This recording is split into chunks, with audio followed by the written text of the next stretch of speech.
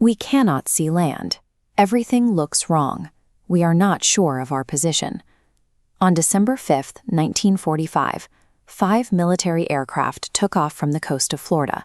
They never returned. Along with those 5 aircraft, 14 highly trained crewmen simply vanished. An entire military squadron, operating heavily equipped, state-of-the-art machinery, was erased from the sky in a matter of hours. The conditions that morning offered no warning. The weather was completely clear, the ocean was calm, and with the war recently ended, this was a standard training flight. The men assigned to this route were highly experienced airmen, logging hundreds of hours in these exact aircraft.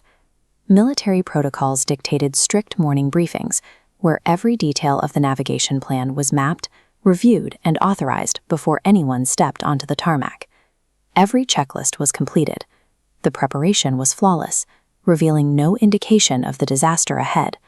The route was a calculated triangle.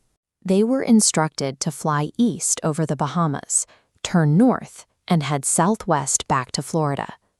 But shortly after completing their first leg and banking north, the flight leader radioed the tower reporting severe disorientation. He stated that his primary compasses were malfunctioning, providing completely impossible readings. Within minutes, the failure spread. Across different planes in the formation, instrument dials began spinning freely, refusing to lock onto a bearing. Over the open ocean, without visual landmarks, pilots rely entirely on these instruments to understand their position in space. Without them, they were flying blind in the sky. To make matters worse, the sun began to set, and severe storm clouds rapidly consumed the fading daylight. Ground control listened helplessly to fragmented transmissions. In their total confusion, the crew made a fatal calculation, turning their planes further out into the Atlantic instead of toward the coast. Pushing deeper out to sea, their fuel gauges steadily dropped to critical levels, guaranteeing they could no longer reach land. They were trapped in a dark, storm-battered void, flying forward until their engines inevitably starved of fuel. The moment Flight 19's radio signals faded into static, the military launched a massive search and rescue operation. A heavy-duty Mariner flying boat, designed specifically to endure brutal conditions and execute specialized rescues, deployed toward their last known coordinates. 27 minutes after taking off, the rescue aircraft stopped communicating. The Mariner and its 13 crew members vanished.